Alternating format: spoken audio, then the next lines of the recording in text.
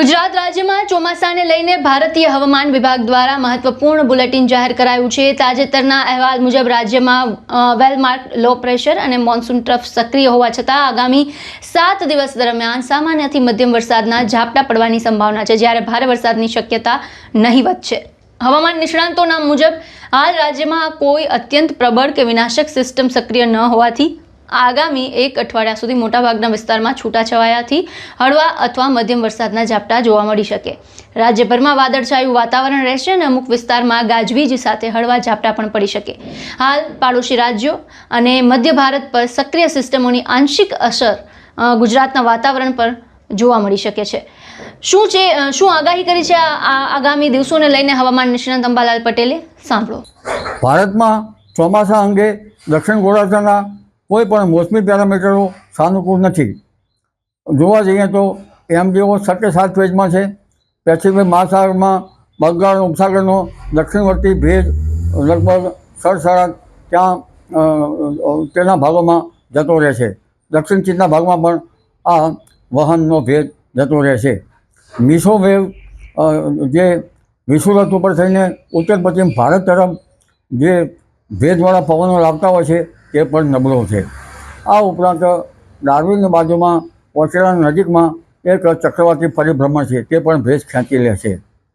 એટલે અને ઓગસ્ટથી સપ્ટેમ્બરમાં અલ નીનોની ધાસ્તી પણ છે। આ બધા સામુદ્રિક પેરામીટરોની સાનુકૂળતા ન હોવાના લીધે અત્યારે હાલ ઉત્તર બંગાળ ઉપસાગર સક્રિય રહે છે, દક્ષિણ બંગાળ ઉપસાગર સક્રિય થતો નથી। દક્ષિણ બંગાળ ઉપસાગર સક્રિય થાય અને તેનું ભેજ લગભગ ગુજરાત તરફ આવે તો મહારાષ્ટ્રમાં અને ગુજરાતમાં વરસાદ થઈ શકે। અત્યારે હાલ ઉત્તર તરફની સિસ્ટમો સક્રિય હોવાથી પૂર્વ મધ્યપ્રદેશ થઈને ઉત્તર ભારત તરફ વરસાદી વહન જતું રહેશે। આમ છતાં હમણાં જુદા જુદા ભાગમાં વરસાદ થવાની શક્યતા રહેશે, પરંતુ સારા વરસાદ અંગે જોવા જઈએ તો જો દક્ષિણાવર્તી સિસ્ટમો સક્રિય થાય તો તારીખ 24 થી 30 ઓગસ્ટમાં વરસાદ થવાની શક્યતા રહેશે। હજુ ઇન્ડિયન ઓશન ડાયફોલ પણ જોઈએ તેવો નિયંત્રિત નથી। 0.4 ડિગ્રીમાં નિયંત્રિત થાય લગભગ સપ્ટેમ્બર સુધીમાં કદાચ થઈ શકે તો ઇન્ડિયન ઓશન ડાયફોલ સાનુકૂળ હોય તો પણ વરસાદ સારો આવે।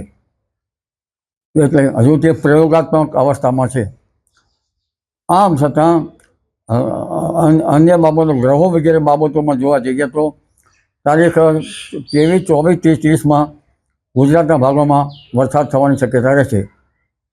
ઉત્તર મધ્ય ગુજરાત, પૂર્વ ગુજરાત, સૌરાષ્ટ્રના ભિન્ન ભાગો અને દક્ષિણ ગુજરાતના ભાગોમાં ભારે વરસાદ થવાની શક્યતા રહેશે।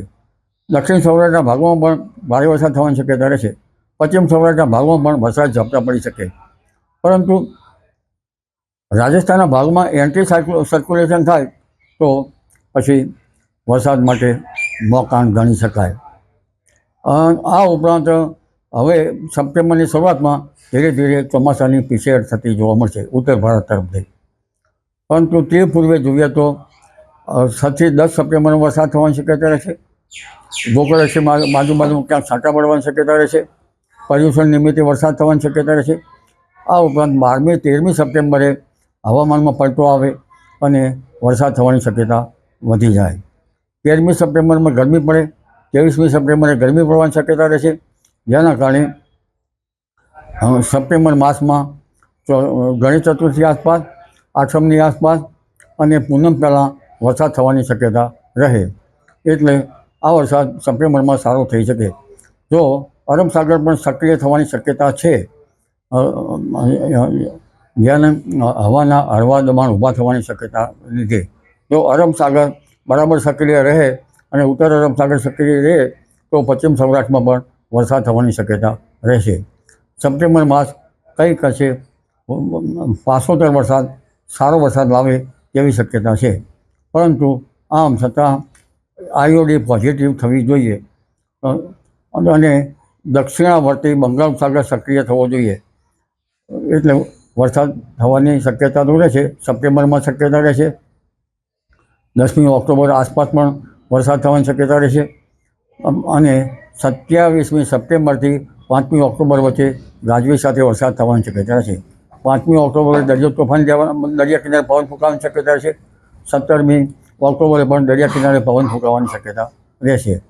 એટલે વરસાદ હવે હવાના દબાણથી ઊભા થવાથી રાજ્યના ભાગોમાં થવાની શક્યતા ગણી શકાય. જી.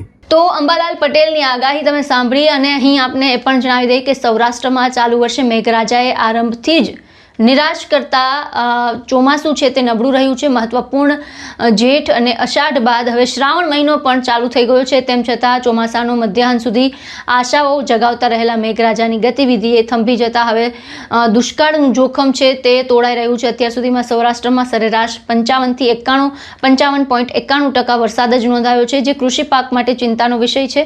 સૌરાષ્ટ્રના જિલ્લામાં વરસાદની સ્થિતિ ખૂબ જ અસમાન છે. આપના વિસ્તારમાં વરસાદને લઈને શું અપડેટ છે અમને કમેન્ટ બોક્સમાં જણાવો અને તમામ ન્યૂઝ અપડેટ માટે અમારી સાથે જોડાયેલા રહો. નમસ્કાર.